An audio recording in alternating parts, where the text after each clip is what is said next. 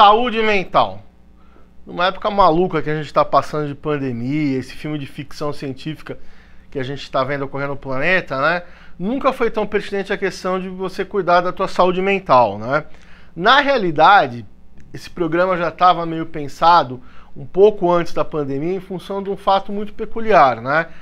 A posição do James Hetfield do Metallica no intuito de abandonar as turnês e depois até cancelar algumas datas da eventual volta do Metallica, né? Particularmente, eu gostaria meio de colocar a seguinte coisa: eu acho que o James Hetfield é um dos principais artistas que a gente teve na música contemporânea. Usando até as palavras do Alex Skolnick do Testament, o James é o cara que mudou toda a configuração de um guitarrista e de um cantor no metal e até no pop moderno. A maneira dele cantar, a concepção que ele usa na hora de construir as bases, os riffs, tudo isso mudou toda uma estética que a gente tem dentro do que a gente considera o pop, o rock e o metal dos anos 90. Então qualquer banda que tenha um misão pesado, você pensa no Metallica logo de cara. A maneira de cantar, misturando meio gutural, com aquela canção de marinheiro, meio cowboy, toda a estética do frontman vem do James. Como falava um professor meu, Michel Perrier, do Firebox, o James tem uma capacidade técnica tão grande quanto você tocar qualquer peça do Paganini. Você pensar a precisão dele em termos de bases, os solos dele são extremamente bem encaixados. Se você parar para tirar as linhas dele, você vê a dificuldade geral. O fato é que, com todo esse reconhecimento perante o planeta, que abraçou a obra do James e usou, e ela eleva a alma e ilumina e joga a vida para frente de tantas pessoas pelo mundo afora, o James é um ser humano. E eu acho muito importante nessa altura do campeonato a gente colocar essa questão, que o ser humano em relação ao meio que ele vive. Basicamente, eu nunca esqueço uma revista da Folha, outrora, uns 15 anos atrás, até falando sobre a servidão de Tom Cruise, que era uma analogia que alguns sociólogos estavam fazendo em relação àquela cena do Tom Cruise na montanha no Missão Impossível, que vem o óculos, tal, com a chamada, ele corta as férias. Então, a gente não tem mais férias, a gente é full time, a divisão entre lazer, espiritualidade e trabalho não existe mais.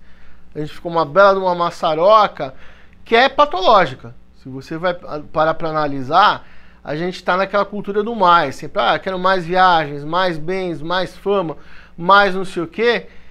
E o ser humano médio já está nesse moedor de carne. Você imagina um cara que tem uma pressão como o James Hetfield. Como é que deve ser o James Hetfield? O mais bonito é que ele fez isso. Calma. Eu vou me priorizar, eu vou cuidar da minha saúde. E não acabar como inúmeros artistas de várias estirpes que a gente tem, escritores, o tal do Clube dos 27, da Amy Winehouse, o Kurt Cobain, o Hendrix, o Brian Jones, que tiveram um fim trágico aos 27 anos de idade, né? E no caso, eu acho que é muito importante isso, né? Essa questão de um ícone desse mostrar pra gente a importância de como é cuidar da saúde mental. Recentemente, existe um vídeo do Matt Heafey, do Trivium, que ele fala sobre aquela campanha de Advancing Mental Health Care nos Estados Unidos. E ele compara essa campanha com o fato de você cuidar da sua mente, do seu espírito, da mesma forma que você vai fazer uma ginástica, vai cuidar da sua dieta. Na realidade, às vezes você cuidar da sua mente é muito mais importante do que você só cuidar do seu corpo. Vários médicos, profissionais de saúde comentam, né, que 90% dos problemas de saúde eles têm um start psicossomático ou até espiritual, para quem acredita nesse viés, né? E o Matt Heafey fala sobre a importância de você visitar um psicólogo, visitar um psiquiatra. Ele fala, falar com amigos, falar com familiares é maravilhoso, mas procure um profissional. É como se você estivesse fazendo uma massagem para o seu cérebro. Ou seja, você cuida das suas emoções, que muitas vezes emoções não bem resolvidas viram um turbilhão, você não percebe, isso já virou um belo de um rodamuinho que arrebentou com a tua saúde mental e a tua vida como um todo. O James ficou muito claro que essas datas que ele cancelou após a recuperação são feitas em função provavelmente de reuniões de narcóticos anônimos ou alcoólicos anônimos. Não sei qual instituição que ele está vinculado, mas provavelmente está. E uma coisa maravilhosa nessas instituições, que eles conseguem trazer a cura para essas pessoas a partir do quê? De uma reestruturação de personalidade.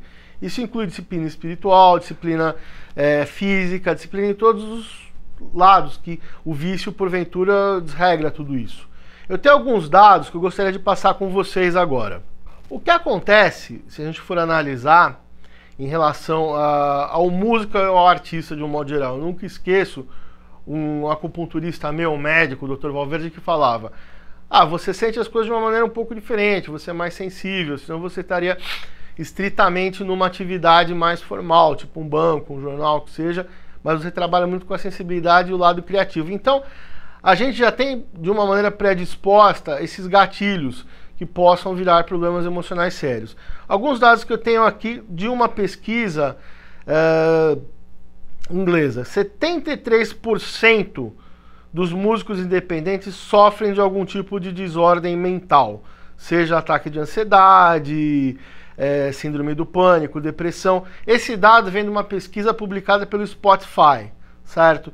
Então, é bom a gente ter essa relação de entender o quanto isso é grande, isso é uma pandemia também, para todos nós a gente ter essa capacidade de situar melhor dentro desse contexto, né? Alguns dos problemas assim que são colocados dentro dessa listagem de problemas, né? Problemas com dinheiro, obviamente. A renda de músico é uma coisa muito complicada, né? É uma área de total empreendimento full time que você não tem salário, você está sempre buscando uma renda fixa e os boletos vêm. Então isso já é um belo de um gatilho. Pressão em agradar, eu achei isso interessante. O que acontece? Por mais que você tenha uma certa convicção, eu vou fazer um metal melódico, com baião, com música eletrônica, você no fundo, você quer que as pessoas comprem essa sua arte. Não necessariamente só numa questão de monetarizar, mas você quer ser aceito. Uma vez, eu não lembro exatamente qual foi o artista, falou que todo músico é um grande carente em potencial. Se a gente vai analisar bem, é o que nós somos. A gente tem uma certa carência que a gente quer preencher com a nossa arte, que as pessoas... Existe esse gatilho, que a arte seja na verdade, preencha uma carência interna muito grande. Então a gente tem essa necessidade em querer agradar sempre. E isso também é um belo de um gatilho. Automedicação, isso é um perigo. Muitas vezes, se a gente vai analisar algumas das principais óbitos que a gente teve no meio artístico recentemente, foram por medicação, analgésicos, opioides, que são automedicados, com receita comprada, e acaba gerando um vício pior do que drogas ilícitas. Outro problema muito sério também, em relação a tudo isso daqui, é a questão da pressão nessa sociedade pós-capitalista que a gente vive. O que acontece? Cada vez mais as coisas são mais fragmentadas. Você não tem mais um protocolo para nada. Assim, você tem meio que construir o seu dia, a sua carreira, a sua renda, a sua vida familiar. Você criar o seu próprio modelo de lidar com todo esse entorno. Isso é um grande problema, porque o que acontece? Você não tem mais aqueles modelos que a gente tinha, uma família é isso, uma carreira de músico é isso. Isso cria uma ansiedade fantástica também. O mais importante nessa questão toda da saúde mental é a gente ter um senso muito maior de sociedade, um sentido mais global, de o que a religião trazia de bom para o ser humano, normalmente, sentido de religarem, de você pertencer a uma comunidade. Então, voltar esse espírito é fundamental, você entender, pelo fato de estar todo mundo levantando a mão e assumindo que possui distúrbios de ansiedade, depressão, e isso tudo mostra, na realidade não fragilidade, mas mostra uma grande coragem nesse intuito da gente cada vez mais poder se irmanar e achar uma solução para esses problemas. Acima de tudo, se cuide, seja bom com você mesmo. Essa é a principal dica que a gente tem para manter a saúde mental.